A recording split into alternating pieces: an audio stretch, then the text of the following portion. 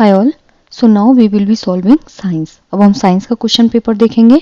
2019 का ही पेपर है आपका, जुलाई 2019, लेकिन लेवल 2 वालों के लिए है। ठीक है, यहाँ से साइंस स्टार्ट है। तो सबसे पहला क्वेश्चन आपको बोला है, Myra cycles to a friend's house 5 kilometre away to deliver a packet. Myra किसी पैकेट को पहुंचाने के लिए 5 किलोमीटर दूर अपनी सहेली के घर साइकिल चलाकर जाती है। She goes at a speed of 12 km per hour and returns at a speed of 8 km per hour.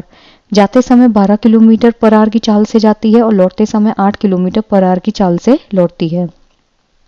Her average speed during the whole trip, उसकी जो औसत चाल है वो कितनी है। ठीक है, अगर हम एवरेज स्पीड देखें ना, यानी कि जो औसत चाल होता है उसका फॉर्मूला क्या होता है, वो होता है total distance upon total time. ठीक है, ये फॉर्मूला होता है। जो औसत चाल होती है एवरेज स्पीड, उसका फॉर्मूला होता है total distance upon total time. ठीक है, अब अगर हम यहाँ पे टोटल डिस्टेंस देखें तो टोटल डिस्टेंस कितनी है, 5 किलोमीटर जाने में ले रही है और 5 किलोमीटर आने में ले रही है। ठीक है, तो डिस्टेंस तो सेम रहेगी ना, जितना जा रही है उतनी ही डिस्टेंस आने में रहेगी। तो 5 किलोमीटर जाने में, 5 किलोमीटर आने में, टोटल कितना हो गया, टोटल डिस्टेंस 10 किलोमीटर। ये यहाँ पे सॉल्व हुआ। अब अगर हमें क्या निकालना है, टोटल टाइम।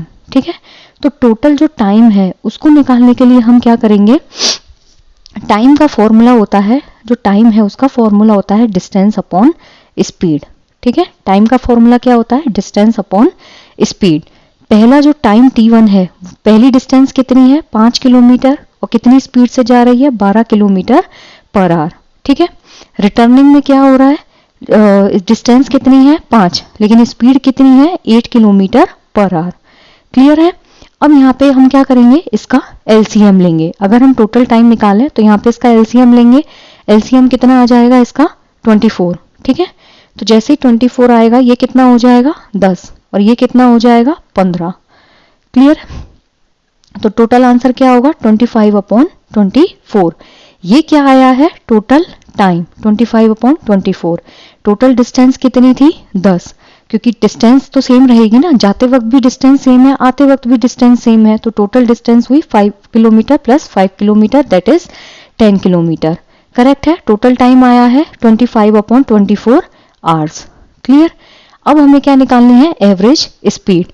तो एवरेज स्पीड का फॉर्मूला क्या होता है, total distance upon total time. अब यहाँ टोटल डिस्टेंस कितनी है, 10 किलोमीटर। ठीक है, टोटल टाइम कितना है, 25 अपॉन 24। क्लियर। अब ये 24 ऊपर जाएगा तो ये कितना हो जाएगा, 240 अपॉन 25। जब आप इसको आगे सॉल्व करोगे तो एग्जैक्ट आंसर जो आएगा that is 9.6 kilometre per hour. ठीक है, क्योंकि जो औसत चाल होती है उसकी यूनिट होती है किलोमीटर पर आवर। ठीक है, तो यहाँ ऑप्शन नंबर 2 जो है वो बिल्कुल करेक्ट होगा। अब इसको वापस देखते हैं, हो सकता है कई बच्चों को नहीं समझ में आया हो। मायरा किसी पैकेट को पहुंचाने के लिए क्या कर रही है, 5 किलोमीटर दूर अपनी सहेली के घर जा रही है। लेट्स सपोज ये मायरा है और इसकी सहेली का घर है यहाँ। जाने में 5 किलोमीटर, आने में 5 kilometre, that is your total distance. Clear. जाते वक्त उसकी स्पीड है 12 किलोमीटर पर आवर, आते वक्त कितनी है 8 किलोमीटर पर आवर। अब यहाँ पे पूछा है कि हमें क्या निकालना है, एवरेज स्पीड। अगर एवरेज स्पीड का फॉर्मूला आपसे कोई पूछे ना तो वो होता है total distance upon total time. Correct है। सेकंड चीज अगर आपसे पूछी जाए तो यहाँ टोटल डिस्टेंस क्या हुई, 5 किलोमीटर जाना, 5 किलोमीटर आना, दैट इज 10 किलोमीटर। अब हमें क्या करना है, टाइम निकालना है। टोटल टाइम निकालने के लिए फॉर्मूला होता है डिस्टेंस अपॉन स्पीड। तो डिस्टेंस कितनी है 5 किलोमीटर, स्पीड कितनी है जाते वक्त 12 kilometre per hour, that is time t1। आते वक्त क्या है 5 किलोमीटर डिस्टेंस है, लेकिन स्पीड कितनी है 8 किलोमीटर पर आवर। दोनों का एलसीएम निकालेंगे, 24 आएगा। जब आप इसको डिवाइड करेंगे तो 12 से कट करेंगे तो 2 टाइम्स, 5 इंटू 2 10 हो जाएगा। ये 3 टाइम्स, 5 इंटू 3 15, कितना हुआ 25 अपॉन 24। ये हुआ टोटल टाइम 25/24 घंटे। अब हमें क्या करना है, औसत चाल निकालनी है। औसत चाल था total distance upon total time. Distance थी 10, टोटल टाइम हुआ हमारा 25/24। 24 नीचे है, ये ऊपर जाएगा तो ये कितना हो जाएगा 10 इंटू 24 अपॉन 25। ठीक है, जब आप इसको आगे सॉल्व करेंगे तो क्या आएगा 9.6 किलोमीटर पर आवर।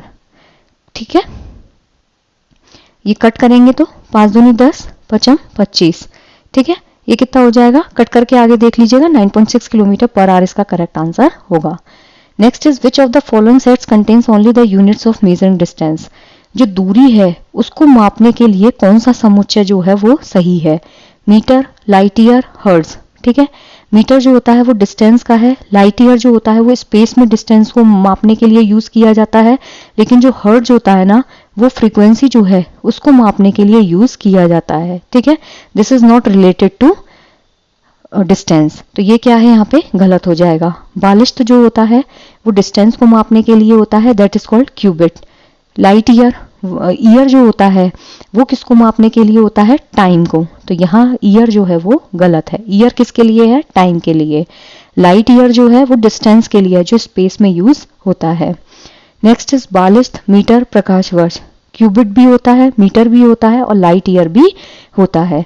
ये होती है यूनिट ऑफ लेंथ यानी कि डिस्टेंस, ये होता है unit of distance and this is called unit of distance. ठीक है, अब अगर हम देखें फोर्थ वन, मीटर जो होता है वो यूनिट ऑफ डिस्टेंस है, लेकिन हर्ट्ज जो है वो क्या है, यूनिट ऑफ फ्रीक्वेंसी, तो ये यहाँ पे गलत हो जाएगा। So the option 3 is totally correct. Next is Sameer rolls his marble on 3 different surfaces spread out on the floor. Sameer अपने जो कंचे हैं, ठीक है, उनको फर्श पर बिछे 3 अलग अलग सतह हैं, तनी हुई सेलोफेन शीट, कालीन और समाचार पत्र पे लुढ़काता है। First is cellophane sheet, second one is carpet and the newspaper. ठीक है, इन तीनों पे उसने क्या किया, अपने जो भी मार्बल्स हैं या जो भी कंचे हैं उनको इसने फैला दिया। अब यहाँ पे पूछा है कि कंचे पे जो फ्रिक्शन फोर्स लगेगा उसको हमें बढ़ते क्रम में लिखना है, यानी कि इंक्रीजिंग ऑर्डर और यानी कि आरोही क्रम। तो आरोही क्रम का मतलब क्या होता है, सबसे पहले छोटा और उसके बाद बढ़ते बढ़ते बड़े पे हम पहुंचेंगे। ठीक है, अब यहाँ पे कुछ चीज याद रखिएगा, जो फ्रिक्शन फोर्स होता है ना, घर्षण बल, वो 2 चीजों पे डिपेंड करता है। एक तो होता है नेचर, ठीक है, नेचर मतलब कि जो सरफेस है उसका नेचर कैसा है जो कांटेक्ट में आ रही है। दूसरा, सरफेस की जो रफनेस है वो कितनी है। ठीक है, इन 2 चीजों पे डिपेंड करेगा, जो सरफेस का नेचर है जो कांटेक्ट में आ रही है वो कैसा है, दूसरा सरफेस की जो रफनेस है वो कैसी है। सबसे पहले हम देखेंगे सेलोफेन शीट। जो सेलोफेन शीट होती है ना वो बहुत स्मूथ होती है। ठीक है, वो नॉन पोरस होता है। सेलोफेन शीट एक प्लास्टिक की थैली आती है, बिल्कुल ट्रांसपेरेंट होती है, बिल्कुल थिन होती है, बहुत चिकनी होती है, बहुत स्मूथ होती है। तो यहाँ पे जो फ्रिक्शन होगा ना सेलोफेन शीट में वो बहुत कम होगा। ठीक है, यहाँ फ्रिक्शन क्या होगा, बहुत कम होगा, कंचे जो है वो इजीली फिसल जाएंगे। फिर होता है न्यूज़पेपर।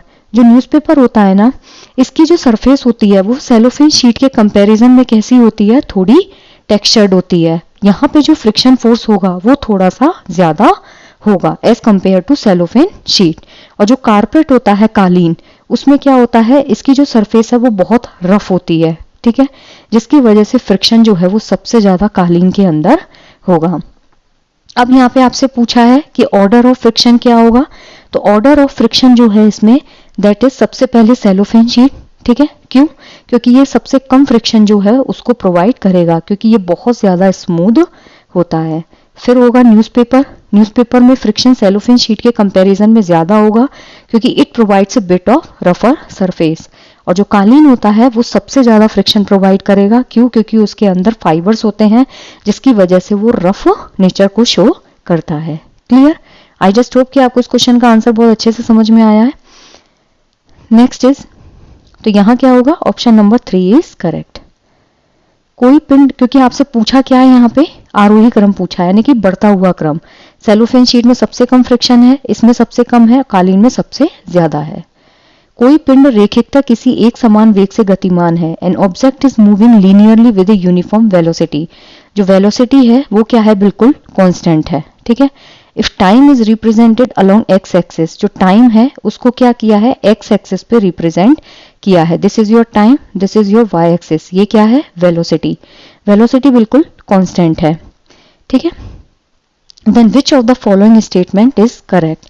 तो जब अगर समय को आप एक्स अक्ष पे निरूपित कर रहे हो, वेलोसिटी बिल्कुल कांस्टेंट है, तो कौन सा स्टेटमेंट जो है वो बिल्कुल करेक्ट है।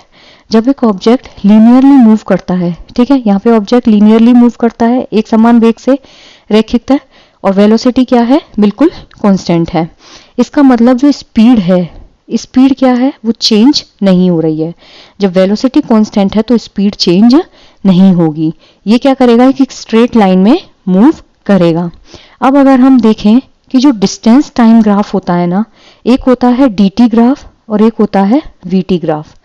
जो डिस्टेंस टाइम ग्राफ होता है उसमें जो ऑब्जेक्ट होता है वो यूनिफॉर्म वेलोसिटी के साथ मूव करता है, लेकिन जो डिस्टेंस होती है ना वो टाइम के साथ धीरे धीरे इंक्रीज होती है। तो ग्राफ जो है वो distance versus time straight line होगा, लेकिन एक कांस्टेंट स्लोप के साथ। ठीक है, एक होता है dt ग्राफ और एक होता है vt ग्राफ। dt ग्राफ में क्या होता है, डिस्टेंस जो होती है वो एक यूनिफॉर्म वेलोसिटी के साथ चेंज होती है, जबकि वेलोसिटी टाइम ग्राफ में क्या होता है, वेलोसिटी यूनिफॉर्म है। तो ऑब्जेक्ट क्या है, एक कांस्टेंट वेलोसिटी पे रहेगा, मतलब वो मोशन में नहीं है। जब वेलोसिटी कांस्टेंट है तो वो मूव नहीं कर रहा है, इसका मतलब ये हॉरिजॉन्टल स्ट्रेट लाइन होगी और यूनिफॉर्म वेलोसिटी के साथ एक हॉरिजॉन्टल स्ट्रेट लाइन आती है। क्लियर। अब अगर हम यहाँ पे देखें, सबसे पहले हम ऑप्शन 1 को देखते हैं। इस गति का दूरी समय ग्राफ यानी कि डिस्टेंस और टाइम ग्राफ जो है वो एक्स अक्ष के समानांतर एक सरल रेखा होगा। ये इनकरेक्ट है। ठीक है, क्यों? क्योंकि जो डिस्टेंस होती है ना वो हमेशा टाइम के साथ क्या होगी, इंक्रीज होगी। क्लियर। डिस्टेंस जो होती है वो ओवर द टाइम इंक्रीज होती है, तो जो ग्राफ होगा वो स्लोपी होगा ना कि पैरेलल होगा। ठीक है, ये कैसा होगा, ग्राफ स्लोप में होगा, लाइक दिस वे। ठीक है, ये स्लोपी होगा ना कि पैरेलल होगा। नेक्स्ट इस गति का वेग समय ग्राफ वाई अक्ष के समानांतर एक सरल रेखा होगा। ये भी इनकरेक्ट है, क्योंकि जब वेलोसिटी कांस्टेंट है, ठीक है, वेलोसिटी जब कांस्टेंट है तो ग्राफ जो है वो हमेशा कैसा होगा, हॉरिजॉन्टल। ठीक है, ग्राफ कैसा होगा, हॉरिजॉन्टल होगा। और जबकि यहाँ पे क्या बोला है, वाई एक्सिस के पैरेलल, जबकि ये कैसा हॉरिजॉन्टल होगा, एक्स एक्सिस के पैरेलल। ठीक है, वापस देख लीजिए, वेग समय ग्राफ वाई अक्ष के समानांतर एक सरल रेखा होगा। ये इनकरेक्ट है, क्योंकि वेलोसिटी जब कांस्टेंट होती है तो ग्राफ जो है वो कैसा जाएगा, हॉरिजॉन्टल जाएगा, और जो कि एक्स अक्ष के पैरेलल होगा। अगर वाई अक्ष के पैरेलल है तो वो वर्टिकल में जाता है। इस गति का दूरी समय ग्राफ वाई अक्ष के समानांतर एक सरल रेखा होगा। तो ये भी गलत है, ये भी गलत है, ये भी गलत है, क्योंकि जो दूरी समय ग्राफ होता है ये भी क्या है, इनकरेक्ट है। क्यों? क्योंकि जो स्ट्रेट लाइन बनेगी ना वो वाई अक्ष के जब पैरेलल होगी तो उसमें क्या होगा, डिस्टेंस कांस्टेंट हो जाएगी, जो लीनियर मोशन में पॉसिबल नहीं होता है। ठीक है, मैं वापस रिपीट करती हूँ कि जो लाइन हम खींचेंगे dt टाइम ग्राफ में, मोशन जो है वो अगर स्ट्रेट लाइन है, ठीक है, एक सरल रेखा वाई अक्ष के समानांतर, ये इनकरेक्ट क्यों है, क्योंकि जो स्ट्रेट लाइन होती है ना वो वाई अक्ष के पैरेलल अगर है तो इसका मतलब है कि डिस्टेंस कांस्टेंट है, जो लीनियर मोशन में यूनिफॉर्म वेलोसिटी के केस में पॉसिबल नहीं होता है। ठीक है, नेक्स्ट इस गति का वेग समय ग्राफ एक्स अक्ष के समानांतर एक सरल रेखा होगा। ये बिल्कुल सही है। क्यों? क्योंकि जो वेलोसिटी कांस्टेंट होती है ना, तो जो वेलोसिटी टाइम ग्राफ है, ये क्या है, वेलोसिटी, और ये क्या है, टाइम। ये क्या है, एक हॉरिजॉन्टल स्ट्रेट लाइन होगी जो कि एक्स अक्ष के पैरेलल होता है। क्यों? क्योंकि मान लीजिए ये वेलोसिटी है, ये बिल्कुल कांस्टेंट है, ये बढ़ी नहीं रही है आगे। ठीक है, टाइम आगे बढ़ रहा है, मान लीजिए पहले 5 था, फिर 10 हुआ, फिर 15 हुआ, फिर 20 हुआ, तो क्या हुआ, वेलोसिटी तो यही है, 5 पे भी यही है, 10 पे भी यही है, 15 पे भी यही है, 20 पे भी यही है। तो इस केस में क्या है, ये एक हॉरिजॉन्टल लाइन आती है जो कि एक्स अक्ष के क्या होती है, पैरेलल होती है। ठीक है, मैं वापस समझा देती हूँ। जब भी कोई पिंड लीनियर मोशन में मूव कर रहा है, ठीक है, यहाँ पे क्वेश्चन ध्यान से पढ़िएगा, an object is moving linearly with a uniform velocity, रेखिक तरीके से मूव कर रहा है। ठीक है, तो इसमें पहला ऑप्शन गलत क्यों हुआ, गति का दूरी समय ग्राफ एक्स अक्ष के समानांतर एक सरल रेखा होगी। dt time graph of the motion will be a straight line parallel to the X axis. क्यों? क्योंकि जो डिस्टेंस होती है ना वो ओवर द टाइम क्या होगी, इंक्रीज होगी। ठीक है, डिस्टेंस जो होती है वो ओवर द टाइम इंक्रीज होती है, तो जो ग्राफ होता है वो कैसा होना चाहिए, स्लोपी होना चाहिए। ठीक है, ना कि एक्स अक्ष के पैरेलल होना चाहिए। Next is the velocity time graph of the motion will be a straight line parallel to Y axis. ये भी इनकरेक्ट है। क्यों? क्योंकि जो वेलोसिटी कांस्टेंट है, यहाँ पे क्या है, यूनिफॉर्म वेलोसिटी, यानी कि वेलोसिटी क्या है, कांस्टेंट है, तो ग्राफ कैसा होगा, हॉरिजॉन्टल होगा। ठीक है, ग्राफ कैसा होगा, हॉरिजॉन्टल होगा, यानी कि एक्स एक्सिस के पैरेलल होगा, जबकि यहाँ क्या है, पैरेलल टू वाई एक्सिस, तो ये भी गलत हो जाएगा। The distance time graph of the motion will be a straight line parallel to Y axis. ये भी गलत है क्योंकि जो स्ट्रेट लाइन जब वाई एक्सिस के पैरेलल है, ठीक है, there will be a straight line parallel to Y axis, इसका मतलब ये है कि यहाँ पे जो डिस्टेंस है वो क्या हुई, कांस्टेंट हो गई। द डिस्टेंस इज कांस्टेंट, ठीक है, जो कि लीनियर मोशन में पॉसिबल नहीं होती है। क्लियर? अगर डिस्टेंस कांस्टेंट हो रही है तो वो लीनियर मोशन में पॉसिबल नहीं हो पाएगी, और उसमें भी uniform velocity. Next is velocity time graph of the motion will be straight line parallel to X axis. बिल्कुल सही बात है, ये टाइम हुआ, ये यहाँ पे आपका एक्स एक्सिस है, ये वाई एक्सिस है, यहाँ क्या हुई, वेलोसिटी। मान लीजिए कोई भी ऑब्जेक्ट जो है वो कांस्टेंट वेलोसिटी पे है, अब टाइम इंक्रीज होता जा रहा है, पहले 1 था, 2 था, फिर 3 था, फिर 4 घंटे, लेकिन ऑब्जेक्ट कहाँ है, सेम पोजीशन पे ही मूव कर रहा है। ठीक है, तो यहाँ करेक्ट ऑप्शन क्या होगा, ऑप्शन नंबर 4।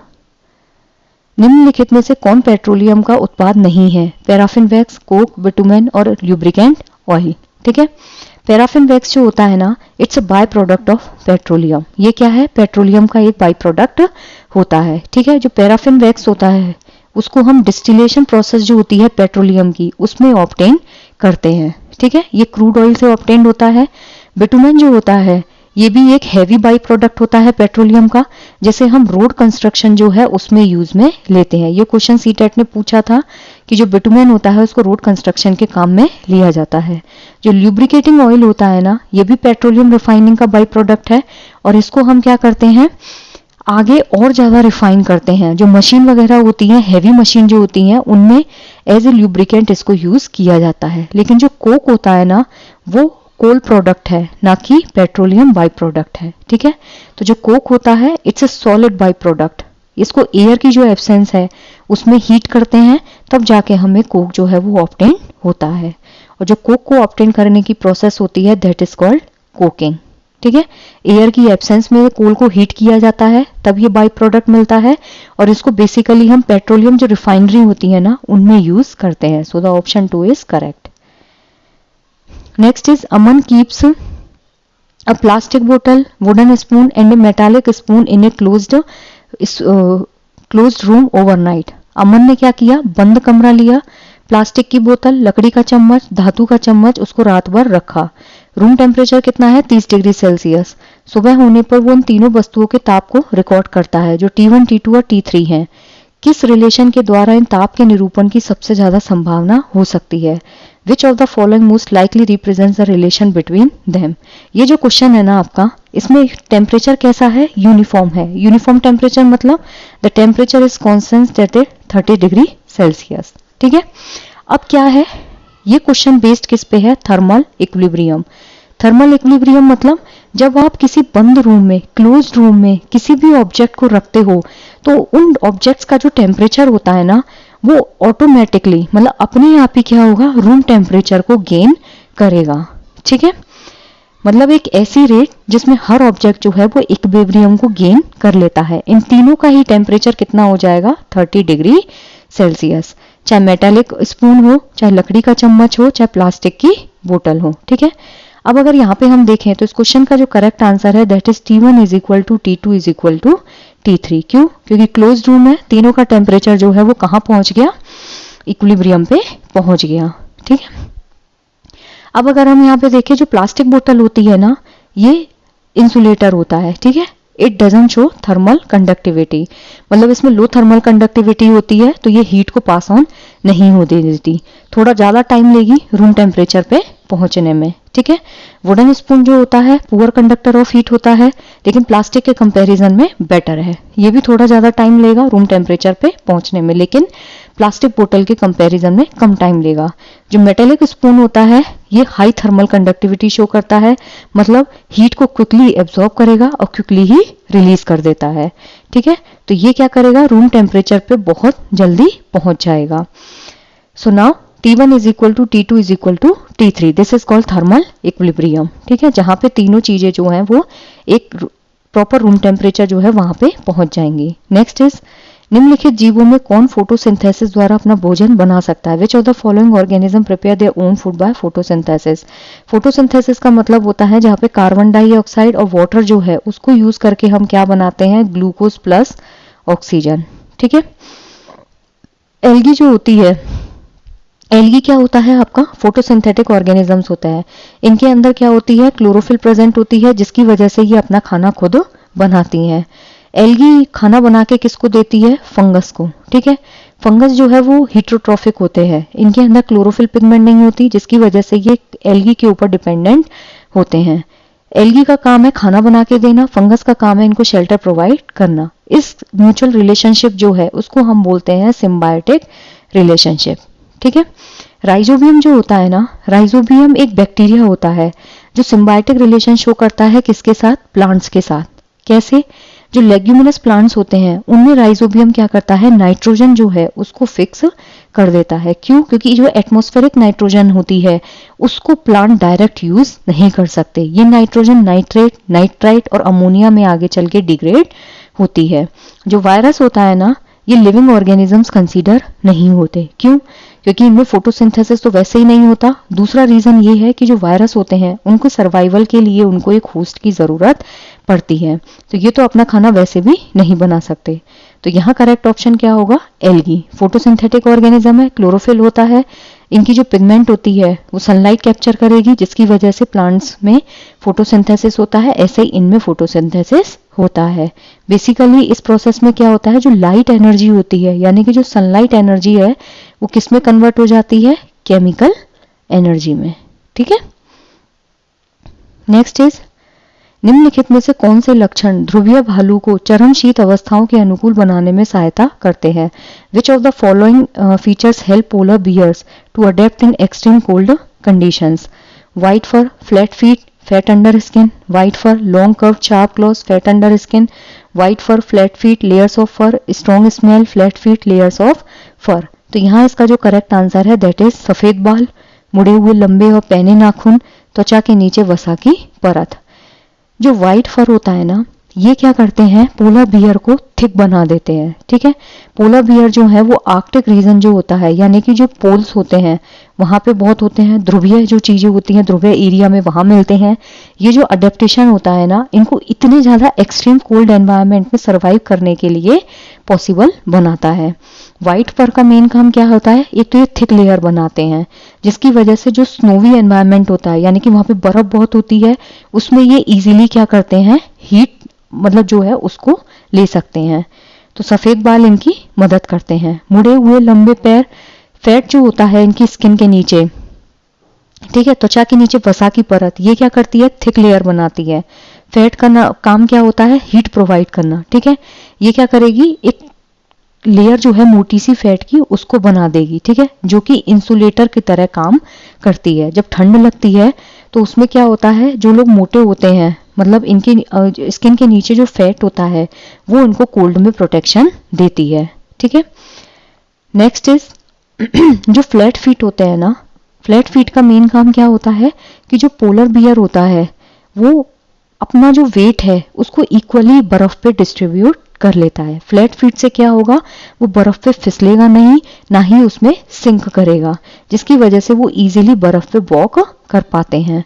और फर की जो लेयर्स होती हैं उसका काम क्या होता है, ये कैमोफ्लेज जो है उसमें भी इसकी मदद करते हैं। ठीक है, गार्ड हेयर्स होते हैं जिससे कि इनकी बॉडी जो है वो बर्फ में पहचान में नहीं आती है। क्लियर। अब यहाँ पे पूछा है कि ध्रुवीय भालू को चरम शीत अवस्थाओं में सर्वाइवल के लिए क्या क्या बनाते हैं। सफेद बाल, चपटे पैर, त्वचा के नीचे वसा की परत। सफेद बाल, मुड़े हुए लंबे पैर, पैने नाखून, त्वचा के नीचे वसा की परत। सफेद बाल, चपटे पैर, बाल की परत, सूंघने की तीव्र शक्ति, चपटे पैर, बाल की परत। तो यहाँ क्या है, ऑप्शन नंबर 2 इज करेक्ट। सफेद बाल से क्या होता है, कैमोफ्लेज होता है, जिसकी वजह से ये जितने भी हंटर्स होते हैं उनकी पकड़ में नहीं आते। ठीक है, मुड़े हुए लंबे पैर और पैने पैर, जिसकी वजह से बर्फ पे फिसलते नहीं है, ना ही सिंक करते हैं, आराम से वहां वॉक कर सकते हैं। त्वचा के नीचे वसा की परत, जिसकी वजह से ये इजीली वहां पे सरवाइव कर सकते हैं, क्योंकि जो फैट होता है उसका मेन काम होता है इनको इंसुलेशन प्रोवाइड करना, जिसकी वजह से इनको ठंड ना लगे। Next is which of the following nutrients are present in milk. Milk में कौन से पोषक तत्व होते हैं। Protein, calcium, vitamin D. Protein, vitamin C, vitamin ए।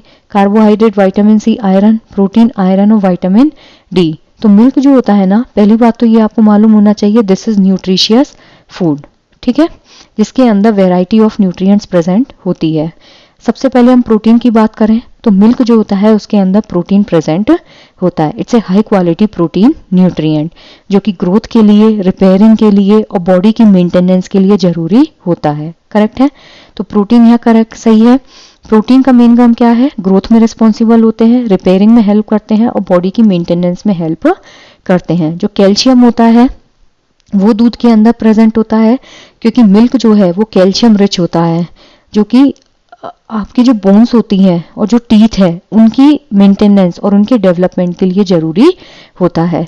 विटामिन डी जो होते हैं, बहुत सारे मिल्क प्रोडक्ट्स ऐसे होते हैं जिनमें विटामिन डी प्रेजेंट होता है। विटामिन डी का मेन काम क्या है, बोन्स को स्ट्रॉन्ग करना और टीथ को स्ट्रॉन्ग करना। फिर होता है विटामिन ए।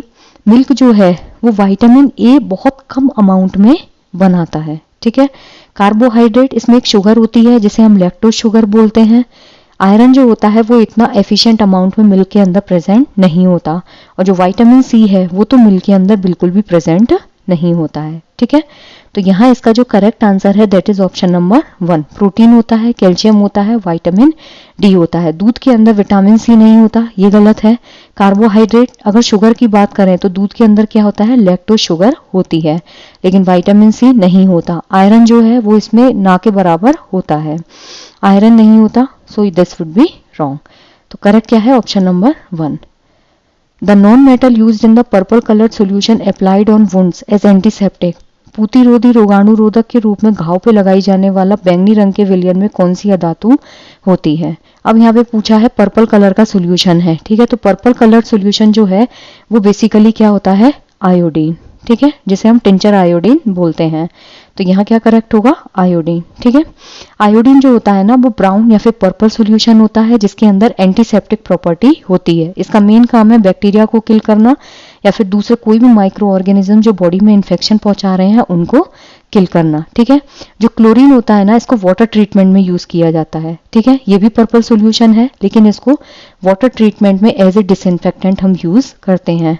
आयोडीन बॉडी पे यूज किया जाता है। ब्रोमीन जो होती है वो एक हेलोजन होती है, ये एंटीसेप्टिक नहीं होता है तो इसको हम यूज नहीं करते। सल्फर जो होता है वो कुछ मेडिकल कंडीशन में यूज होता है। ठीक है, तो यहाँ इसका करेक्ट आंसर क्या है, option number 2 that is iodine. अब है विच of the following statement regarding air is incorrect. वायु के संबंध में कौन सा दिया गया कथन सही नहीं है। वायु में भार होता है, बिल्कुल सही बात है। एयर जो होती है उसके अंदर मास होता है, मास की वजह से ये क्या करती है, जो ग्रेविटेशनल धक्का होता है, ग्रेविटेशनल पुल जो है उसको ये फील करती है, मतलब एटमॉस्फेरिक प्रेशर में ये रिस्पॉन्सिबल होती है। मृदा में वायु उपस्थित नहीं होती, गलत है। क्यों, क्योंकि एयर जो है वो सॉइल में प्रेजेंट होती है।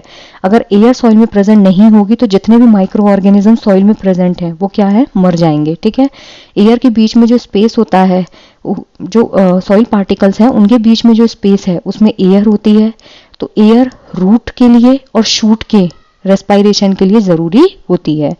जल चक्र में वायु की महत्वपूर्ण भूमिका होती है, बिल्कुल सही बात है। जो एयर होती है वो एक क्रूशियल रोल प्ले करती है, किसमें, वाटर साइकिल में। क्यों, क्योंकि जो वाटर की वेपर होती है वो हल्की होकर ऊपर जाती है जिसकी वजह से कंडेंसेशन होता है और प्रेसिपिटेशन होता है।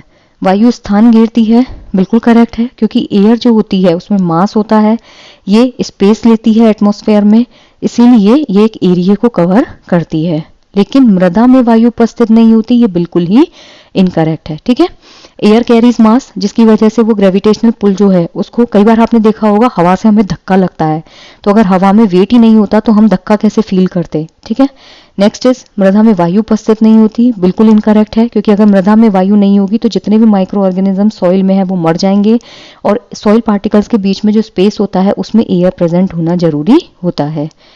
जल चक्र में वायु की महत्वपूर्ण भूमिका होती है, ये बिल्कुल सही बात है। जो वाटर साइकिल है उसमें एयर एक इंपॉर्टेंट रोल प्ले करती है, जिससे इवेपोरेशन होता है, कंडेंसेशन होता है और फिर प्रेसिपिटेशन होता है। वायु स्थान घेरती है, बिल्कुल करेक्ट है, क्योंकि एयर जो होती है वो गैस से बनती है और हर गैस जो है वो एक एरिया में प्रेजेंट होती है। Next is match of the following. ठीक है, अब यहाँ पे बताना है कि कौन सा ऑर्गेनिज्म जो है उसका क्या काम है। ठीक है, the first is organs of digestive system in column A with the function in column B. Liver का क्या काम है, स्टमक का क्या काम है, गॉल ब्लैडर का क्या काम है और पेनक्रियास का क्या काम है। जो स्टमक होता है ना, stomach is your primary organ, ठीक है, प्राथमिक अंग होता है ये। स्टमक में प्रोटीन का जो डाइजेशन होता है ना वो स्टार्ट हो जाता है और खत्म कहाँ होता है, स्मॉल इंटेस्टाइन में, ठीक है। तो स्टमक में क्या होगा, प्रोटीन का डाइजेशन स्टार्ट हो जाएगा और कौन सा एंजाइम होता है, that is your pepsin enzyme, ठीक है। Next is gall bladder. जो गॉल ब्लैडर होता है उसमें क्या है, जो भी हमारा बाइल जूस बनता है वो कहाँ स्टोर होता है, गॉल ब्लैडर में, ठीक है, where bile juices get stored. Bile juice बनाता कौन है, लिवर बनाता है, ठीक है। लिवर का मेन काम क्या है, रिलीजेस डाइजेस्टिव जूस इनटू, नहीं, लिवर जो होती है that is your largest gland. जो लिवर है वो क्या है, आपकी लार्जेस्ट ग्लैंड होती है बॉडी में। इसका मेन काम होता है बाइल जूस बनाना और गॉल ब्लैडर का काम होता है बाइल जूस को स्टोर करना। फिर होता है पेनक्रियास। पेनक्रियास जो होती है ना उसका मेन काम है, जो स्मॉल इंटेस्टाइन है उसमें जितने भी डाइजेस्टिव जूस है उनको सिक्रीट करना, जिससे स्मॉल इंटेस्टाइन जो है उसमें पूरा डाइजेशन की जो प्रोसेस है वो फिनिश हो सके, ठीक है। तो लिवर क्या हुई, लार्जेस्ट ग्लैंड हुई। स्टमक क्या हुआ, जहां पे प्रोटीन का डाइजेशन स्टार्ट होता है due to pepsin enzyme. Gall bladder में क्या होता है, बाइल जूस स्टोर होता है। पेनक्रियास के अंदर क्या होता है, जो डाइजेस्टिव जूस होते हैं वो रिलीज होते हैं स्मॉल इंटेस्टाइन में। तो यहाँ इसका जो करेक्ट आंसर है दैट इज ऑप्शन नंबर 2, ठीक है। Next is which of the following statement about cells is true. Cells के बारे में कौन सा स्टेटमेंट जो है वो सही है, ठीक है। सभी कोशिकाओं की आकृति गोल होती है, all cells are round in shape, बिल्कुल गलत है, क्योंकि सारी सेल्स जो होती हैं वो गोल नहीं होती। हर सेल जो है उसकी शेप अलग होती है और उनके फंक्शन के बेसिस पे उनकी शेप जो है वो डिसाइड होती है। जैसे अगर हम आरबीसी की बात करें तो आरबीसी कैसी होती है, बाइकॉनकेव होती है, they are not round in shape. जो मसल सेल होती है वो सिलेंड्रिकल होती हैं। तो सारी सेल्स की जो साइज है वो अलग है। जो प्लांट सेल्स होती हैं वो थोड़ी सी रेक्टेंगुलर होती हैं। Cells of a tissue have similar structure. किसी भी ऊतक की कोशिकाएं जो होती हैं वो समान होती हैं, बिल्कुल सही बात है।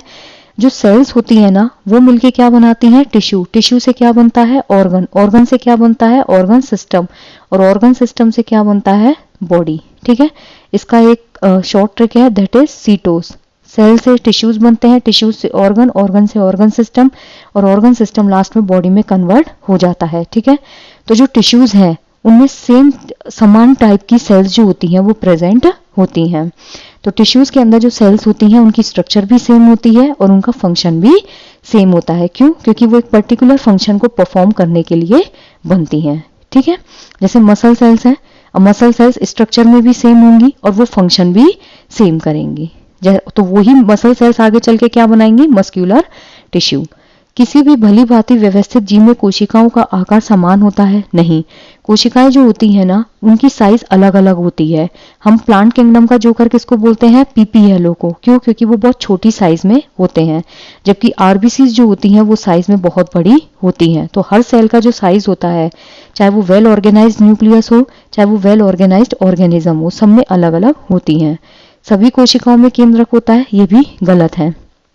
हर सेल जो होती है उसके अंदर न्यूक्लियस प्रेजेंट नहीं होता। जो आरबीसीज होती हैं उनके अंदर न्यूक्लियस प्रेजेंट नहीं होता है, क्लियर। जो बैक्टीरिया होते हैं वो प्रोकैरियोट्स होते हैं, उनके अंदर भी न्यूक्लियस प्रेजेंट नहीं होता। तो यहाँ इसका जो करेक्ट आंसर है वो क्या होगा, option number 2। Cells of a tissue है सिमिलर स्ट्रक्चर। जो टिश्यूज होते हैं उनमें जो सेल्स प्रेजेंट होती हैं उनकी स्ट्रक्चर कैसी होती है, same. Which of the following are correctly matched with their mode of reproduction? किसका उनकी जनन की विधा से सही मिलान किया गया है, east, potato, algae and fungi. अब यहाँ पे ईस्ट जो है वो एसेक्सुअली रिप्रोड्यूस होता है, ठीक है। तो एसेक्सुअल रिप्रोडक्शन में ईस्ट बडिंग के थ्रू प्रोड्यूस होता है। ईस्ट कैसे बनती है, बड से। ईस्ट की बॉडी में क्या होगी, ऐसे बड निकलेगी, ये बड कट के अलग हो जाती है और एक नए ईस्ट जो है उसका फॉर्मेशन कर देती है, ठीक है। तो यहाँ पे क्या होगा, बडिंग मेथड। बडिंग मेथड जो होता है उसमें एक आउटग्रोथ निकलती है जिसे बड बोलते हैं और ये बिल्कुल आइडेंटिकल कॉपी होती है अपने पेरेंट्स के जैसे। Next is potato. पोटैटो में क्या होता है, वेजिटेटिव प्रोपागेशन, ठीक है। वेजिटेटिव प्रोपागेशन जो होता है ना, this is also asexual method, जहाँ पे क्या बनते हैं, ट्यूबर्स बनते हैं, इसमें क्या बनते हैं, ट्यूबर्स बनते हैं, जबकि ईस्ट में क्या बनती है, बड बनती है। ये जो ट्यूबर्स होते हैं इनको हम दूसरी जगह ग्रो करवा देते हैं, जिससे कि नया प्लांट जो है वो ग्रो करने लग जाता है। फिर अगर हम बात करें एल्गी की, तो एल्गी जो होता है उसमें क्या है, फ्रेगमेंटेशन होता है। ठीक है, एल्गी के अंदर क्या होता है, फ्रेगमेंटेशन, छोटे छोटे से फ्रेगमेंट्स बनते हैं, इस तरह से फ्रेगमेंट्स बनते हैं। ये फ्रेगमेंट्स जो होते हैं वो आगे चल के नए इंडिविजुअल में डेवलप हो जाते हैं। जो फंगी होती है उसमें क्या होता है, स्पोर फॉर्मेशन।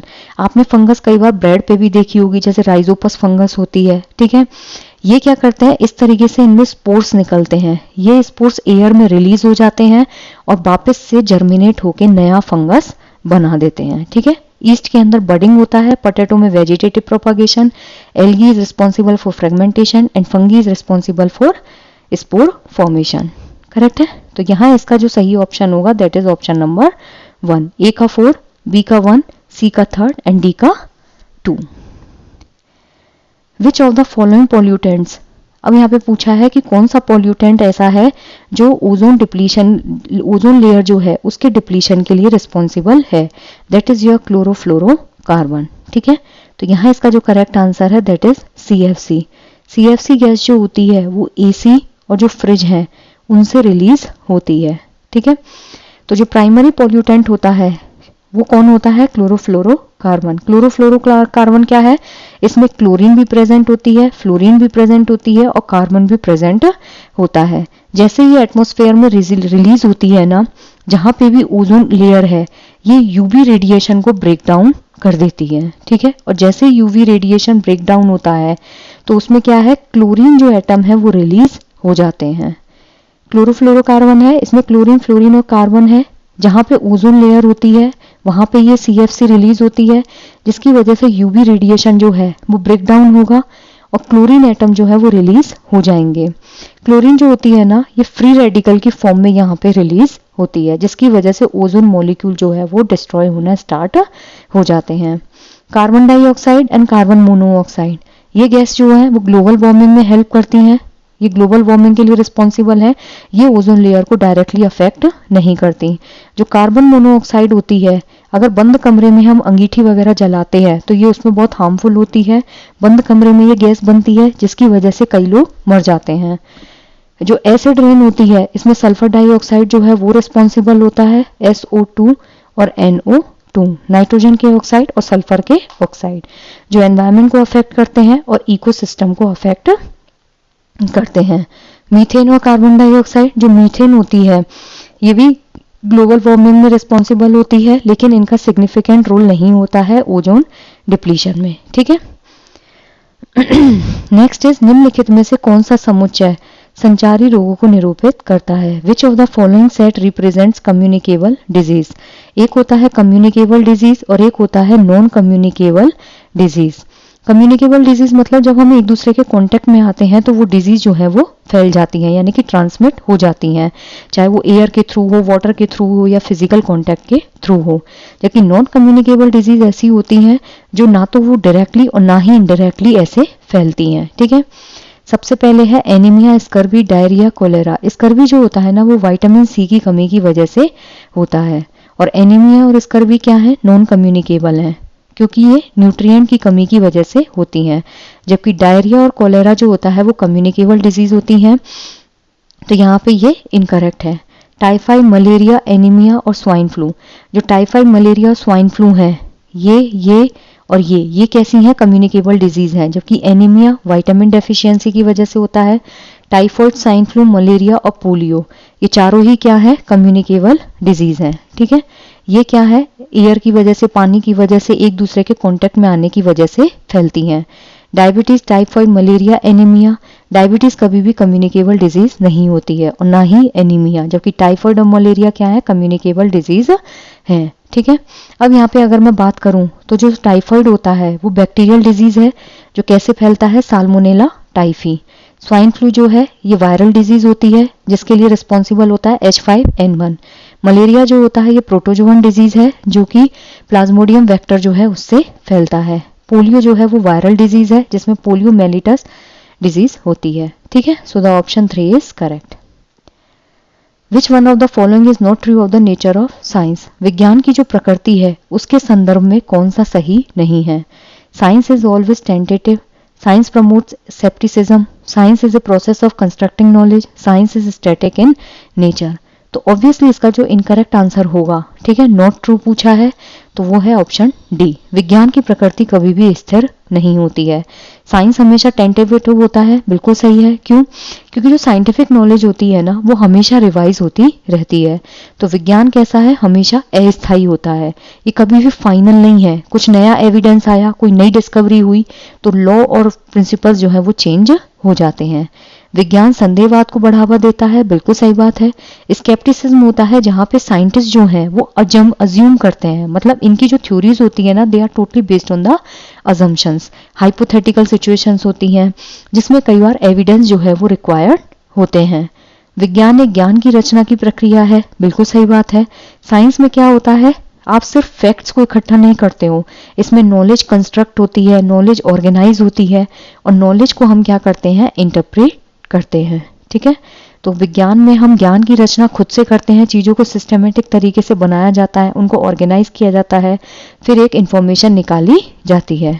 विज्ञान की प्रकृति कभी भी स्थिर नहीं होती है, साइंस इज ऑलवेज डायनामिक ना कि स्टैटिक। ठीक है, साइंस कैसा होता है, डायनामिक होता है, ये हमेशा जो डिस्कवरी होती है उनके चारों तरफ घूमता है। ठीक है, हमेशा प्रोग्रेसिव होगा, तो साइंस कभी भी स्टैटिक नहीं हो सकता।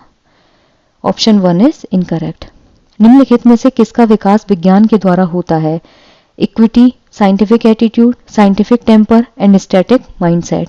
तो यहाँ इसका जो करेक्ट आंसर है that is A B C, वही आ गया, स्थायी मानस प्रवृत्ति। जबकि साइंस में क्या होता है, आपका डायनामिक पर्सनैलिटी जो है वो डेवलप होती है।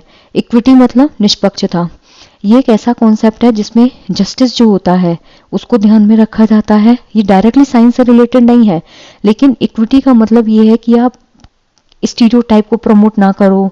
कोई भी टेक्नोलॉजिकल एडवांसमेंट है तो उसमें ये मत देखो कि लड़की है तो नहीं कर पाएगी, मतलब सबको इक्वल अवसर देना।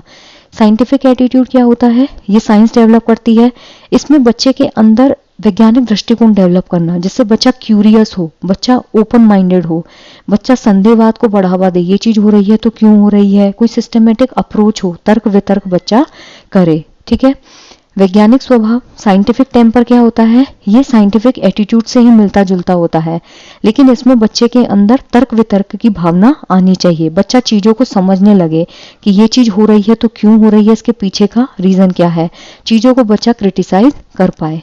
लेकिन जो स्टैटिक माइंडसेट होता है ये कभी भी साइंस डेवलप नहीं करता, क्योंकि साइंस हमेशा कैसा माइंडसेट डेवलप करता है, डायनामिक माइंडसेट। ठीक है, जो हमेशा क्वेश्चन करेगा, चीजों को चेंज करेगा, आइडियाज को इंप्रूव करेगा। सो द ऑप्शन 3 इज करेक्ट।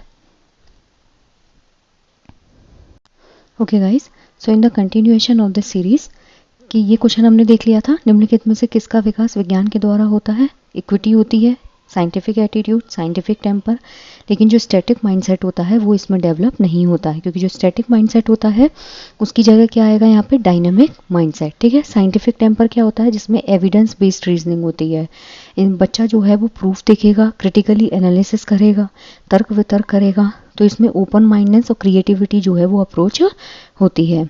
और साइंटिफिक दृष्टिकोण क्या होता है, वैज्ञानिक दृष्टिकोण, कि ये साइंस के थ्रू डेवलप होता है, इसमें बच्चा क्यूरियस होगा, ठीक है, संदेहवाद जो है उसको प्रमोट करेगा, एक सिस्टमेटिक अप्रोच होती है कि कोई भी चीज हो रही है तो वो क्यों हो रही है। ठीक है, जो स्टैटिक माइंडसेट होता है ना वो बच्चे को स्थिर कर देता है, जो कि डायनामिक माइंडसेट में क्या होता है, बच्चा अपने हिसाब से चीजों को करेगा, बच्चा जो है चीजों को न्यू एविडेंस के बेसिस पे अपने आइडियाज जो है उनको जनरेट करेगा। ठीक है, द नेक्स्ट क्वेश्चन इज, एक विज्ञान शिक्षक की भूमिका होनी चाहिए, the role of a science teacher should be to provide rich variety of learning experience to learner, बच्चों को प्रचुर विभिन्न सीखने के अनुभव प्रदान करना, बच्चों को उत्पाद आधारित शिक्षण अधिगम पर्यावरण प्रदान करना, सृजनात्मक विचारों को रटने के अभ्यास में छात्र का मार्गदर्शन करना, उच्च संज्ञानात्मक क्षमताओं वाले प्रश्नों के निर्माण के लिए सभी छात्रों को प्रेरित करना। पहली बात तो साइंस टीचर है, ठीक है, उनकी जो भूमिका है वो क्या होनी चाहिए, तो यहाँ इसका जो करेक्ट आंसर होगा दैट इज कि बच्चों को ना सीखने के जो अनुभव हैं वो जितना ज़्यादा हो सके प्रोवाइड करने चाहिए। क्यों? क्योंकि बच्चा जितना ज़्यादा खुद से सीखेगा ना उतना ज़्यादा उसका मीनिंगफुल लर्निंग होती है। ठीक है, तो so being a science teacher आप क्या कीजिए, बच्चे में क्यूरियोसिटी डालिए। ठीक है, एक डीप अंडरस्टैंडिंग बच्चे के अंदर डालिए। पहला ऑप्शन है provide rich variety of learning experience to learners. बिल्कुल सही बात है, क्योंकि बीइंग अ साइंस टीचर आप क्या करेंगे, बच्चे को जितना ज़्यादा लर्निंग एक्सपीरियंस देंगे ना, बच्चा एक्टिवली इंगेज होगा। जितना ज़्यादा बच्चे को आप एक्सप्लोर करने देंगे चीज़ों को, जितना ज़्यादा हैंड ऑन एक्टिविटी करने देंगे, जितना बच्चे के अंदर आप साइंटिफिक एटीट्यूड जो है उसको डेवलप कर सकते हैं। Provide product based teaching learning environment to learners, ये आइडियल सिचुएशन नहीं होती है, क्योंकि जो प्रोडक्ट होता है या फिर जो आउटकम होता है किसी भी लर्निंग का वो इम्पॉर्टेंट है, लेकिन आप प्रोसेस पे ध्यान दीजिए। ठीक है, अगर आप प्रोडक्ट पे ध्यान देंगे तो बच्चे की जो क्रिएटिविटी है ना वो लिमिटेड हो जाएगी। ठीक है, guide learners to practise the memorisation of the creative ideas, ये भी गलत है, क्योंकि साइंस एजुकेशन जो होती है ना वो हमेशा क्रिटिकल थिंकिंग पे फोकस्ड होती है। ठीक है, बच्चे को कितना प्रॉब्लम को सॉल्व कर पा रहा है, कितना अच्छे से कॉन्सेप्ट्स को समझ पा रहा है, रेदर देन मेमोराइजेशन, तो ये भी गलत हो गया। Encourage all learners to frame, इसमें क्या होगा, ये भी यहाँ पे गलत है। तो इसका जो करेक्ट आंसर होगा that is option number 1।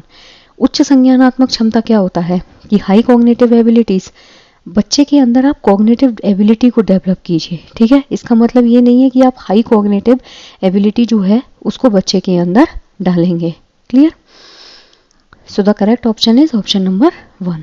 Next is as per NCF 2005 good science education should be, जो नेशनल करिकुलम फ्रेमवर्क 2005 है उसके अनुसार जो अच्छी साइंस टीचिंग होती है, गुड साइंस एजुकेशन जो है दैट शुड बी, सीखने वाले के प्रति सच्ची होनी चाहिए, true to the learner, true to the environment of the learner, सीखने वाले का जो पर्यावरण है उसके प्रति सच्ची होनी चाहिए, ट्रू टू द टीचर, शिक्षक के प्रति सच्ची होनी चाहिए, ट्रू टू द साइंस और विज्ञान के प्रति सच्ची होनी चाहिए। तो यहाँ इसका करेक्ट आंसर क्या है कि सीखने वाले के प्रति सच्ची हो, यानी कि लर्नर के लिए रियल हो, true to the environment of the learner, learner का जो एनवायरनमेंट है उसके लिए सच्ची हो, लेकिन जो लास्ट ऑप्शन करेक्ट होगा दैट इज विज्ञान के प्रति सच्ची होनी चाहिए, ना कि टीचर के प्रति सच्ची होनी चाहिए। तो ABD इज करेक्ट। ठीक है, नेशनल करिकुलम फ्रेमवर्क 2005 जो है उसमें क्या था, बहुत सारे की प्रिंसिपल्स थे। ठीक है, लर्नर के लिए कैसे करेक्ट होगी कि जो बच्चा सीख रहा है, जो भी साइंस बच्चा सीख रहा है वो एक तो रिलीवेंट होनी चाहिए, ये नहीं कि आप इर्रिवेलेंट कोई भी टॉपिक बच्चे को पढ़ा देंगे। ठीक है, बच्चा उस टॉपिक में इंगेज होना चाहिए, बच्चे की प्रीवियस नॉलेज से उसको कनेक्ट करके पढ़ाइए, बच्चे के अंदर क्यूरियोसिटी जो है उसको एनकरेज कीजिए। True to the environment of the learner, ये भी सही है, क्योंकि जो साइंस एजुकेशन होती है वो क्या करती है, बच्चे का जो एनवायरनमेंट है उसको कंसीडर करती है। तो जितना ज़्यादा बच्चा अपने रियल वर्ल्ड में चीज़ों को सीखेगा उतना ज़्यादा मीनिंगफुल लर्निंग होगी। ट्रू टू द टीचर, ये NCF का गोल नहीं होता है। ठीक है, टीचर का रोल फैसिलिटेटर का है, ये इतना इम्पोर्टेंट नहीं है कि आप टीचर को सेंटर में रख दो। ट्रू टू द साइंस बिल्कुल सही है, क्योंकि जो साइंस एजुकेशन होती है उसमें साइंटिफिक नॉलेज होती है, साइंटिफिक प्रिंसिपल्स होते हैं जो ये इंश्योर करती है कि जो लर्नर है उसको वो सब्जेक्ट प्रॉपर तरीके से समझ में आना चाहिए। ठीक है, तो यहाँ क्या होगा, ABD is correct. Next is conducting a survey on the awareness of people about sources of air pollution in learners localities, बच्चा जो है वो अपने क्षेत्र के लोगों में वायु प्रदूषण के स्रोत की जागरूकता का सर्वे का संचालन करता है। विच of the following cognitive process will be most associated with the above learning objective having action verb conducting. ठीक है, तो यहाँ पे बोला है कि कौन सी जो संज्ञानात्मक प्रक्रिया है वो सीखने के उद्देश्य में रेखांकित क्रियापरक संचालन करना जो है उससे सबसे ज़्यादा संबंधित होगी। याद करना, बोध करना, सृजन करना और अनुप्रयोग करना। ठीक है, यहाँ पे इसका जो करेक्ट आंसर है दैट इज ऑप्शन नंबर 3। क्यों, क्योंकि संज्ञानात्मक प्रक्रिया है। कॉग्निटिव प्रोसेस में क्या होता है, आप रोट मेमोराइजेशन नहीं करते हो, बल्कि चीज़ों जो है उनको खुद से क्रिएट करते हो। रिमेम्बरिंग जो होती है ना, रिकॉलिंग, उसमें क्या होता है, इंफॉर्मेशन को आप रटते हो। ठीक है, अब एयर पोल्यूशन के फैक्ट्स को अगर आप याद करोगे तो उसमें क्या होगा, आप चीज़ों को रटा रटाया भूलोगे, आप मेमोराइजेशन के बियॉन्ड नहीं जा पाओगे। जो अंडरस्टैंडिंग होती है उसमें क्या होता है, आप इंफॉर्मेशन को एक्सप्लेन करते हो, जो चीज़ आपने रटी हुई है उसको आप बोध ज्ञान, उसको आप समझ के एक्सप्लेन करोगे। ठीक है, क्रिएटिंग में क्या होता है, इसमें कंबाइनिंग एलिमेंट्स होते हैं। आप नए नए आइडियाज़ जो हैं उनको प्रपोज करोगे, डेटा गैदर करोगे, उसको सिस्टमेटिक तरीके से ऑर्गेनाइज करोगे, प्रीवियस नॉलेज से नई नॉलेज को कनेक्ट करोगे। अप्लाइंग का मतलब क्या होता है, जिसमें नॉलेज और स्किल्स जो होती हैं उनको यूज़ किया जाता है। ठीक है, तो यहाँ इसका जो करेक्ट आंसर है that is option number 3। Next is which of the following strategy can be the most appropriate for involving learners in the teaching learning of science? कौन सी युक्ति विज्ञान शिक्षण अधिगम में सीखने वाले को शामिल करने के लिए सबसे ज़्यादा यूजफुल होती है? विज्ञान की पुस्तक को पढ़ना, छात्रों के कठिन बिंदुओं को स्पष्ट करना, सबसे पहले छात्रों को सीखने में जोड़ने पर कार्य करना, छात्रों को समूह आकलन के लिए प्रोत्साहित करना। तो यहाँ इसका करेक्ट आंसर क्या होगा, किसमें इन्वॉल्व करना है, अधिगम में सीखने वाले को विज्ञान शिक्षण की युक्ति के लिए। तो इसका जो करेक्ट आंसर है दैट इज ऑप्शन नंबर 3। सबसे पहले बच्चे को सीखने में जोड़ने पर काम करना होगा, मतलब बच्चे को सबसे पहले आप इंगेज करना चालू कीजिए कि बच्चा जो है वो प्रॉपर तरीके से चीज़ों में इन्वॉल्व हो सके। रीडिंग ए साइंस बुक, जब हम साइंस की बुक जो है उसको रीड करते हैं तो वो सिर्फ आपको एक इन्फॉर्मेशन प्रोवाइड करता है, उसमें बच्चा कभी भी अपने आप को इंगेज नहीं करेगा। इसमें लर्नर कैसा हो जाएगा, पैसिव। ठीक है, clarifying the hard spots of learners, जब आप बच्चे के डिफिकल्ट पॉइंट्स को क्लियर करते हो तो ये बच्चे की हेल्प करता है चैलेंजेस से ओवरकम करने में। ठीक है, इसमें बच्चा जो है बहुत हार्डली ऐसा होता है कि एक्टिवली अपने आप को इन्वॉल्व करे। Working on engaging the learners first, जब बच्चा खुद से अपने आप को इंगेज करता है this becomes the appropriate strategy.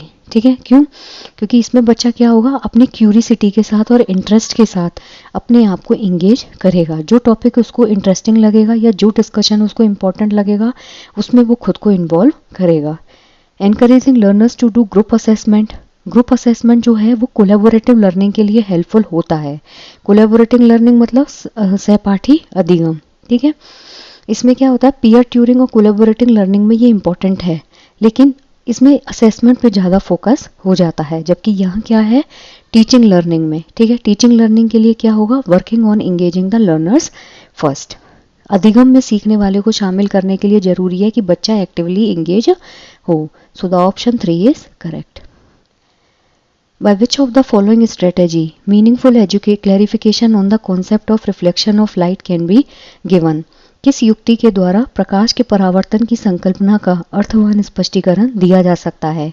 Animated video on the concept, जब आप एनिमेटेड वीडियो देंगे तो वो विजुअलाइज करेगा चीज़ों को। ठीक है, वो विजुअल रिप्रेजेंटेशन होता है।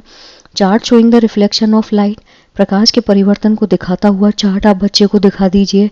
Observing reflection of light on white paper screen by the learners and drawing conclusion, जब आप एक डेमो देके दिखाते हैं कि सीखने वाले के द्वारा सफ़ेद कागज के पर्दे पर प्रकाश के परावर्तन का अवलोकन करना और उसका निष्कर्ष निकालना। बच्चे ने यहाँ पहले ऑब्जर्व किया और फिर क्या किया, इन्फेरेंस निकाला। ठीक है, asking closed ended question related to the concept, बच्चे से क्लोज्ड एंडेड क्वेश्चन करना, ये तो वैसे ही गलत हो गया, क्योंकि क्लोज्ड एंडेड क्वेश्चन क्या होते हैं, उसमें बच्चा रटे रटाए आंसर देखता है। अब अगर आप संकल्पना आधारित एनिमेटेड वीडियो दिखाएंगे तो वो विजुअल इमेजिनेशन होता है, विजुअल इल्यूस्ट्रेशन होता है। ठीक है, इसमें बच्चा क्या करेगा, पैसिव तरीके से बस चीज़ों को देखता रहेगा। ठीक है, जबकि हमें क्या करना है, प्रकाश के परावर्तन की संकल्पना का अर्थवान स्पष्टीकरण देना है। ठीक है, next is chart showing the reflection of light, chart जो है वो लाइट के रिफ्लेक्शन को शो करते हैं। चार्ट भी इंपॉर्टेंट हो सकता है बट वो एक इंटरेक्टिव वे नहीं होता है बच्चे को एंगेज करने के लिए। जब बच्चा ये प्रोसेस खुद से करेगा, ये स्ट्रेटेजी क्या है, इफेक्टिव होती है। क्यों होगी, क्योंकि इसमें हैंड ऑन एक्टिविटी है, बच्चा खुद से करेगा, लर्नर जो है वो डायरेक्टली इन्वॉल्व हो रहा है।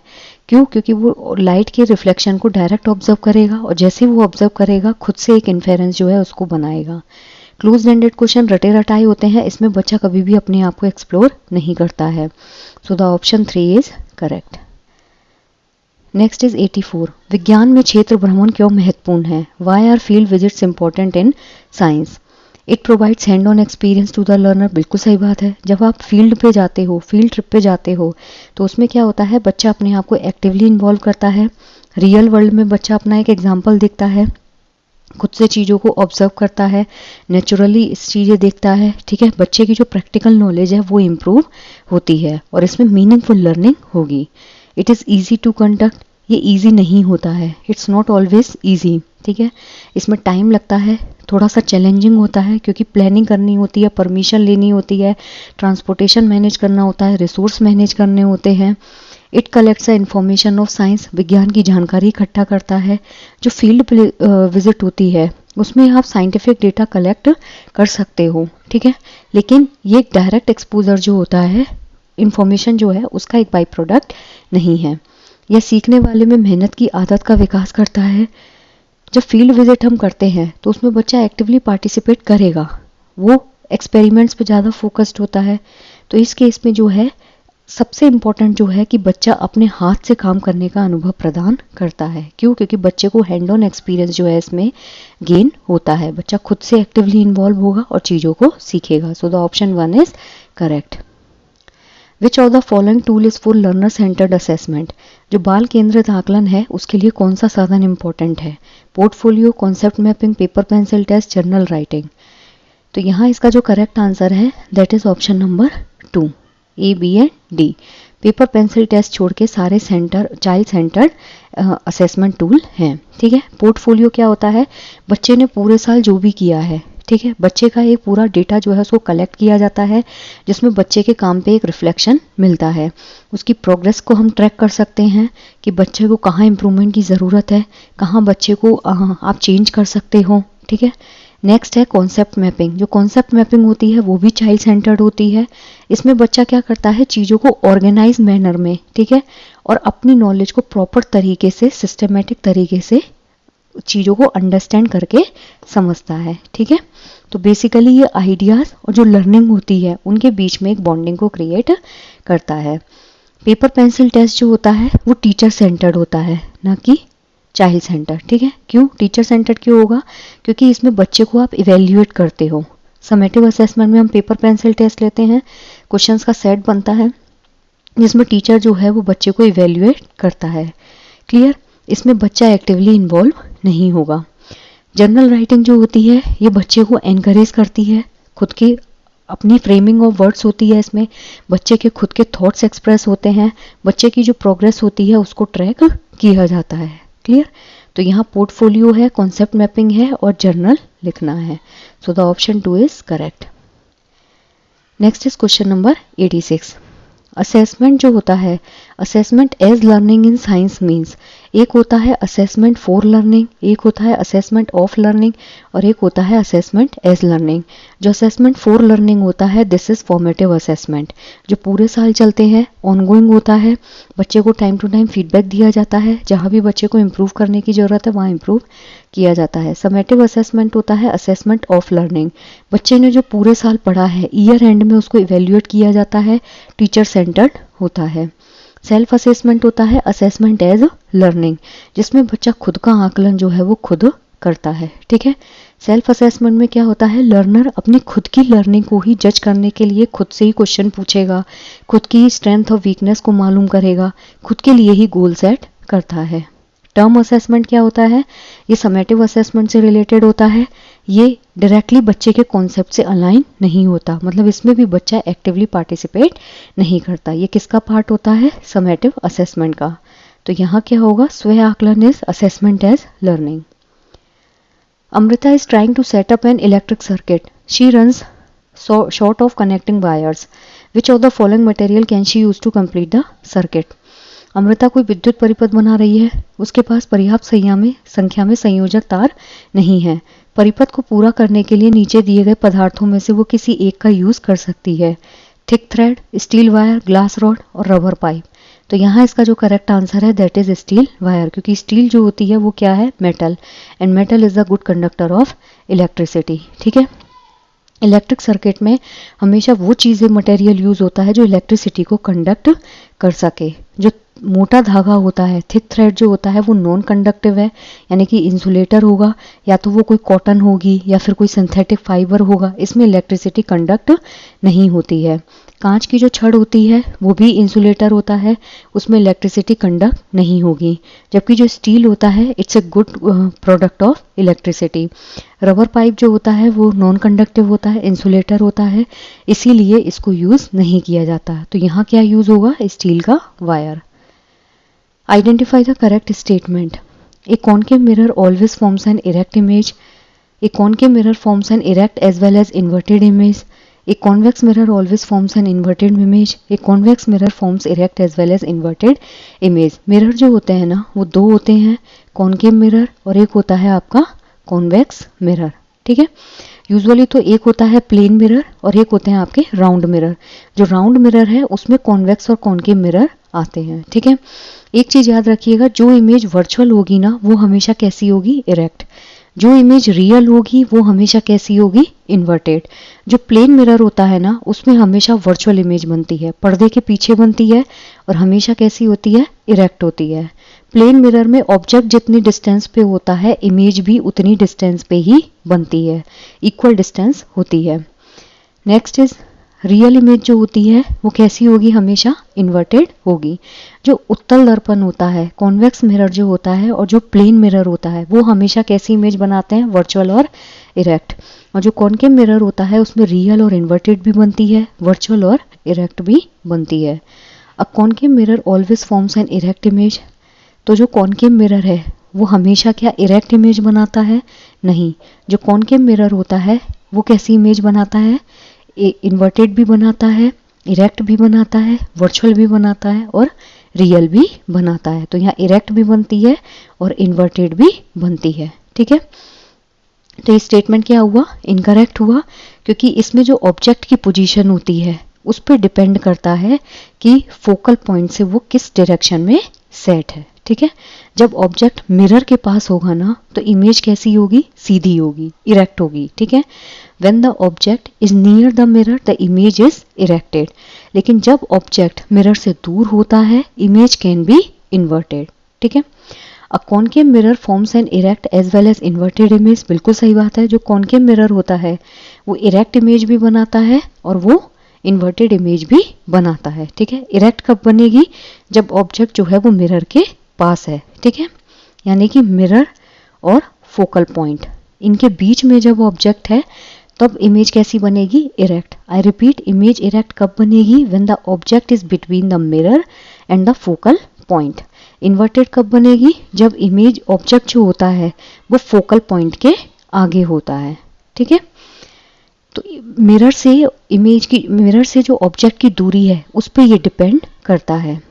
एक convex mirror always forms an inverted image. जो कॉन्वेक्स मिरर होता है वो हमेशा कैसी इमेज बनाता है, इरेक्ट और वर्चुअल, ना कि इन्वर्टेड. जो कॉन्वेक्स मिरर होता है ना वो हमेशा गाड़ी के जो साइड मिरर्स होते हैं उनमें होता है. ठीक है, इमेज जो होती है वो हमेशा इरेक्ट होगी और कैसी होती है, छोटी होती है. क्लियर, डिमिनिश्ड साइज होती है इसमें. एक convex mirror always forms erect as well as inverted image. Convex mirror में कभी भी इन्वर्टेड इमेज नहीं बनती है, it forms always an erect image. ठीक है, अब अगर आपको याद नहीं भी रहे तो आप ऐसे याद रखिएगा, जो साइड मिरर्स होते हैं गाड़ी के उनमें आप कभी भी देखिएगा इमेज उल्टी नहीं दिखेगी. अगर इमेज उल्टी दिखी साइड मिरर्स में तो गाड़ियां पलट जाएंगी. वहां इमेज हमेशा सीधी दिखती है और जो इमेज सीधी दिखेगी वो कैसी होगी, वर्चुअल. तो कॉन्वेक्स मिरर में क्या होता है, वर्चुअल बनती है और हमेशा इरेक्ट बनती है, साइज छोटी होती है. जबकि जो कॉनकेव मिरर होता है उसमें इरेक्ट भी बनती है, वर्चुअल भी बनती है, रियल भी बनती है और इन्वर्टेड भी बनती है. करेक्ट है, so the option 2 is correct. Next is 89. Which of the following acid is found in ants sting. जो चींटी का डंक है उसमें कौन सा एसिड होता है, उसमें कौन सा एसिड होता है, formic acid. So the option 2 is correct. Ascorbic acid किसको बोलते हैं, विटामिन सी को. ठीक है, जो किस में होता है, सिट्रस फ्रूट्स में होता है, वेजिटेबल्स में होता है, फ्रूट्स में होता है. फॉर्मिक एसिड चींटी के डंक में होता है. ठीक है, और ये बर्निंग सेंसेशन जो है उसके लिए रिस्पॉन्सिबल होता है. ऑक्जेलिक एसिड किस में होगा, जो हमारा पालक होता है, स्पिनच में होता है, टमाटर में होता है, इनमें ऑक्जेलिक एसिड होता है. एसिटिक एसिड विनेगर में प्रेजेंट होता है, ना कि आंट स्टिंग में. तो इसका करेक्ट आंसर क्या होगा, formic acid. Option number 2 is correct. Next is 3.7 kg of a fuel is completely burned to give off 1.665 into 10⁸ joule of energy. The calorific value of the fuel is standard unit is. यहाँ पे आपसे क्या पूछी है, calorific value पूछी है. ठीक है, जो कैलोरिफिक वैल्यू होती है उसका फॉर्मूला होता है एनर्जी रिलीज्ड, ठीक है, upon mass of fuel burned.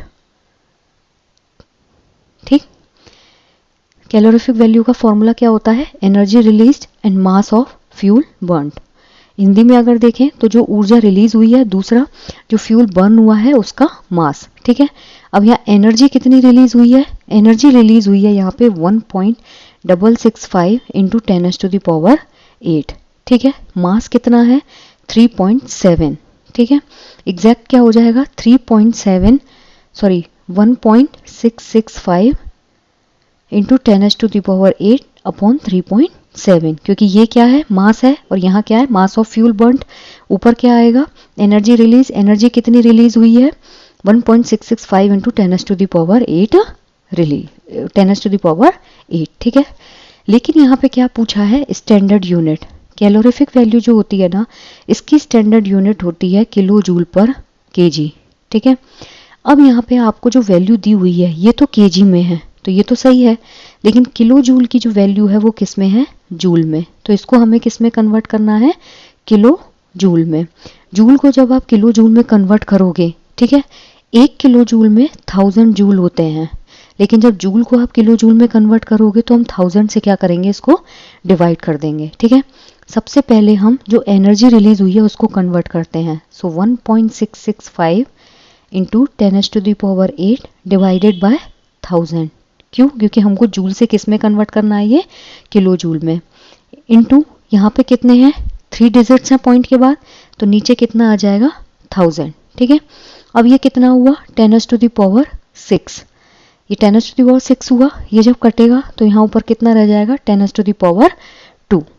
ठीक है, अब ये कितना हो गया? 1665 इंटू 10⁻²। 1665 इंटू 10⁻²। अब हम इसको किससे डिवाइड करेंगे? 3.7 से, क्योंकि अब ये यहाँ किस में कन्वर्ट हो गया है? किलो जूल में। जब आप इसको 3.7 से डिवाइड करोगे तो यहाँ क्या है? पॉइंट है, ऊपर पॉइंट हटेगा तो ये कितना हो जाएगा? 3। और जब आप इसको डिवाइड करेंगे तो यहाँ कितना आएगा? 45। ठीक है, 45 इंटू 10⁻³ इज इक्वल टू 45,000। ठीक है, यहाँ इसका करेक्ट आंसर होगा 45,000 किलो जूल पर KG. So I just hope guys कि आपको ये क्वेश्चन बहुत अच्छे से समझ में आया है। मैं वापस समझा देती हूँ। क्वेश्चन में पूछा है कि 3.7 kg ऑफ ए फ्यूल है, उसमें 3.7 किलोग्राम जो है उसको कम्प्लीटली जलाया गया है, 1.665 into 10⁸8 joule of energy release हुई है। यहाँ पे कैलोरीफिक वैल्यू पूछी है आपसे। कैलोरीफिक वैल्यू का जो फॉर्मूला होता है ना स्टैंडर्ड यूनिट में, वो क्या होता है? किलो जूल पर केजी। इसका फॉर्मूला क्या होता है कैलोरीफिक वैल्यू का? Energy released upon mass of fuel burned. तो मास कितना है? 3.7 kg। तो ये तो स्टैंडर्ड यूनिट है, लेकिन यहाँ क्या है? एनर्जी रिलीज किस में है? किलो जूल में। और यहाँ एनर्जी किस में है? जूल में। इसको हमने क्या किया? किलो जूल में कन्वर्ट किया। जूल से किलो जूल में कन्वर्ट करने के लिए हम क्या करेंगे? 1000 से इसको डिवाइड कर देंगे। तो यहाँ हमने 1000 से डिवाइड किया। अब यहाँ पॉइंट के बाद 3 डिजिट है, ये पॉइंट हटाने के लिए हम 1000 से फिर मल्टीप्लाई कर देंगे। ये नीचे कितना हो गया? 10⁻6। जब 10⁻6 10⁻8 को काटेगा तो क्या बचा? 10⁻²। अब ये किस में कन्वर्ट हो गया? 1.665 इंटू 10⁻²। ठीक है, इसको किससे डिवाइड करेंगे? 3.7 से। पॉइंट हटाने के लिए ऊपर क्या चला जाएगा? एक और 0 आएगी, एक और 10 से मल्टीप्लाई होगा, तो यहाँ क्या हो जाएगा? 10⁻3। जब हम इसको मल्टीप्लाई करेंगे और डिवाइड करेंगे तो हमारी डिजिट क्या आएगी? 45,000। ठीक है, so the answer would be 45,000 kilo joule पर केजी। तो यहाँ आपका साइंस का क्वेश्चन पेपर खत्म होता है। अगर आपको कोई भी डाउट है किसी भी क्वेश्चन में, आप कमेंट्स में बता सकते हैं। Thank you so much.